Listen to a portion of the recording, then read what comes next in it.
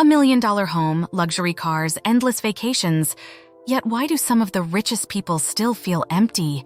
Ever wondered if the weight of your wallet influences the lightness of your heart? Today, I am diving deep into a question that's intrigued minds for centuries.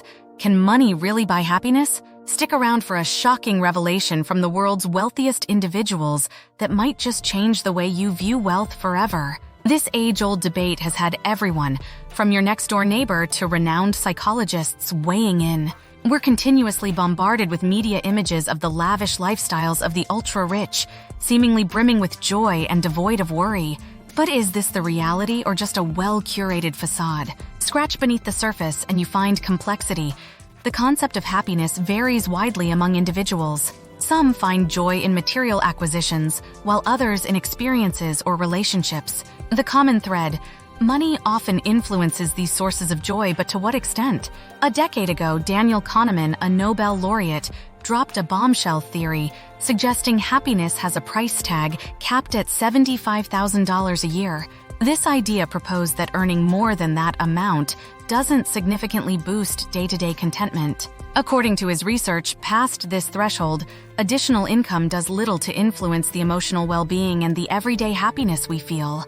It shook the foundations of our understanding, implying that after our basic needs are met and a few luxuries afforded, the marginal happiness gained from each extra dollar significantly dwindles. It's a perspective that has sparked endless discussions, debates, and further studies into the intricate relationship between our bank accounts and our emotional states. But a later study by Matthew Killingsworth begged to differ. He introduced a dynamic viewpoint, suggesting that higher incomes could indeed contribute to a greater sense of well-being, challenging the idea of a happiness cap.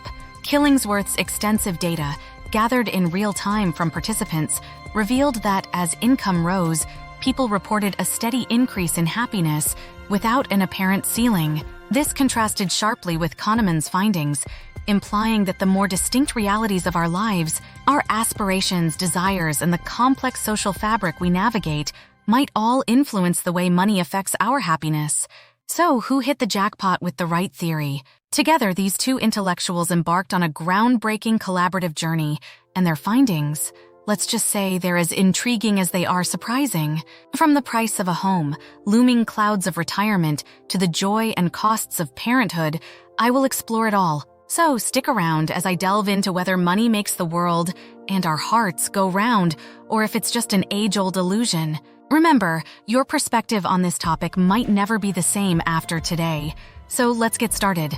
Recently, there's been a stir in the world of economics and psychology that suggests perhaps, after all, money does have a role in how joyful we feel. It's a wave of new thought that's challenging long-held beliefs, armed with fresh research and modern-day data analytics. This perspective isn't just academic, it's making us rethink our daily lives, how we chase promotions, save for vacations, and even the little splurges we tell ourselves will make a difference. It seems that the old adage, money can't buy happiness, is being put to the test, with evidence now painting a more complex picture of the pursuit of prosperity and pleasure.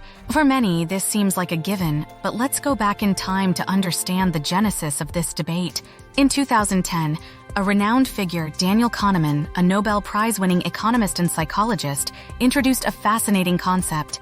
He put forth the happiness plateau theory. According to this, once a household achieved an annual income of approximately $75,000, any additional money wouldn't necessarily heighten their joy. However, the plot thickens.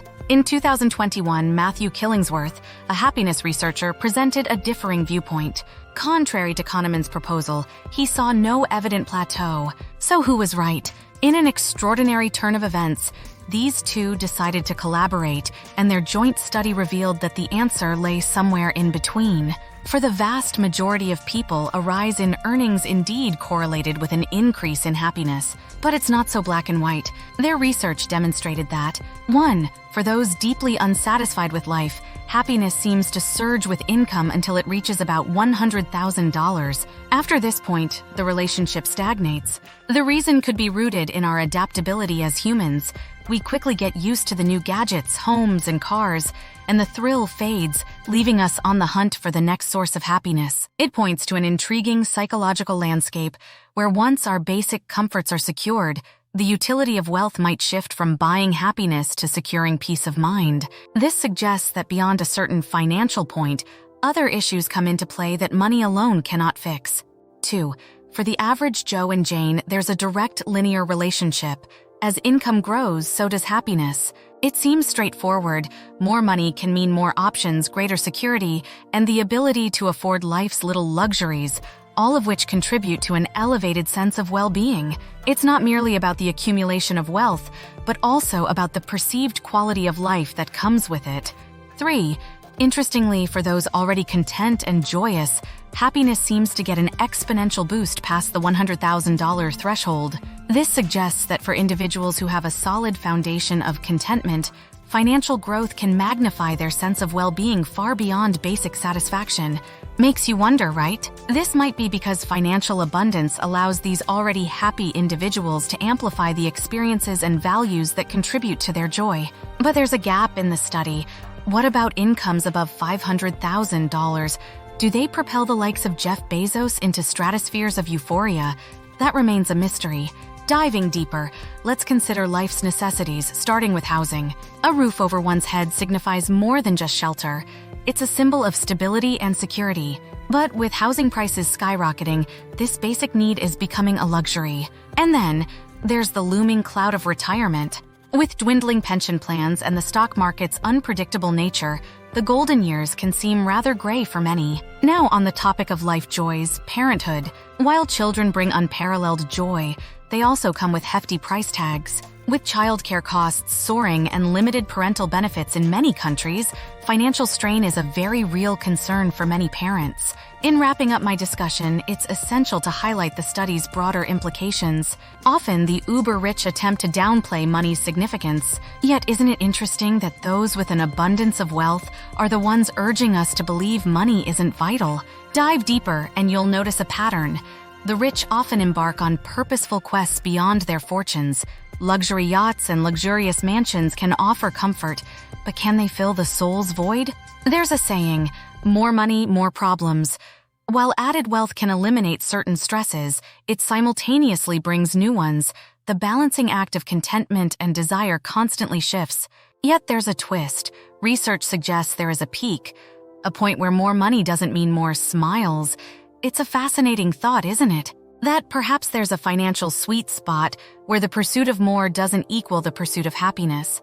Consider the lives of those who've hit the jackpot, lottery winners who've suddenly found themselves swimming in wealth. Studies have shown that their happiness spikes at first, but often returns to pre-wealth levels. It's a cycle that challenges our very assumptions about wealth's role in our well-being. But here's where I turn it over to you. Do you think there's a certain income level at which money stops influencing happiness?